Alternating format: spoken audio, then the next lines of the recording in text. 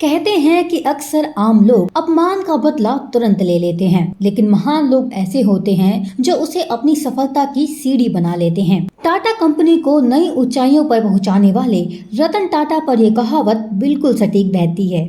Tata sons में 100 से ज्यादा कंपनियां आती हैं।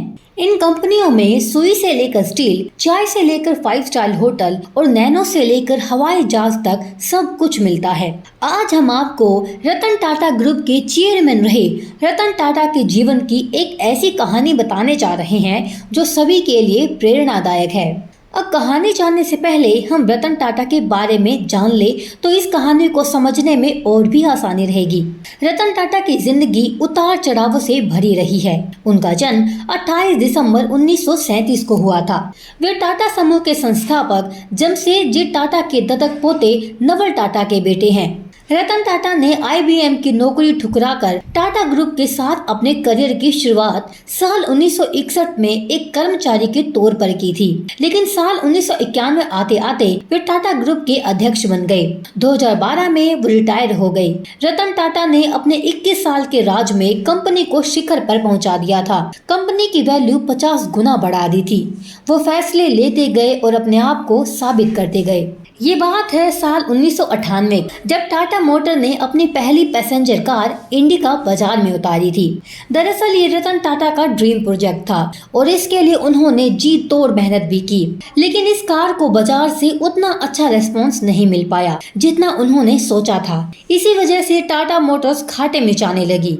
कंपनी से जुड़े लोगों ने घाटे को देखते हुए रतन टाटा को इसे बेचने का सुझाव दिया और ना चाहते हुए भी रतन टाटा को इस फैसले को स्वीकार करना पड़ा। इसके बाद वो अपनी कंपनी बेचने के लिए अमेरिका की कंपनी फोर्ड के पास गए। रतन टाटा और फोर्ड कंपनी के मालिक बिल बोर्ड की बैठक कई घंटों तक चली। इस दौरान बिल बोर्ड ने रतन टाटा के साथ अच्छा व्यवहार नहीं किया और कहा कि जिस व्यापार के बारे में आपको जानकारी नहीं है उसमें इतना पैसा क्यों लगा दिया।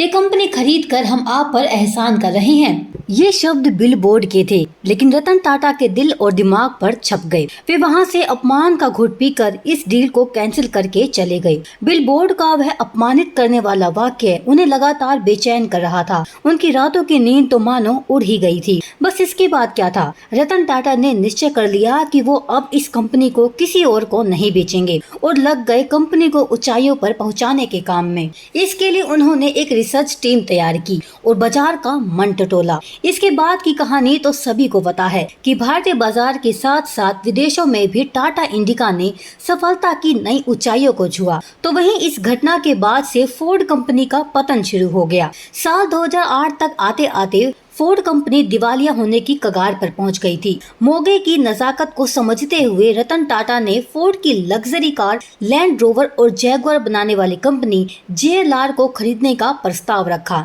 जिसको फोर्ड ने स्वीकार भी कर लिया। इसके बाद मीटिंग के लिए फोर्ड के अधिकारी भारत आए और बॉम्बे हाउस में मीटिंग फिक्स हुई। इसके बाद ये सौदा लगभग 2.3 अरब डॉलर में हुआ। तब बिल बोर्ड ने रतन टाटा से वही बात दोहराई जो उन्होंने रतन टाटा से कही थी, लेकिन इस बार थोड़ा बदलाव था। उस समय बिल बोर्ड के शब्द थे, आप हमारी कंपनी खरीद कर हम पर बहुत बड़ा एहसान कर रहे हैं। आज JLR टाटा ग्रुप का हिस्सा है और बाजार में बेहतर मुनाफे के साथ आगे बढ़ रहा है। रतन टाटा चाहते तो उसी समय बिल बोर्ड के साथ हुई मीटिंग में उनकी बात का जवाब दे देते, लेकिन जैसा कि पहले ही कहा था कि महान लोग अपनी सफलता से लोगों को जवाब दिया करते हैं।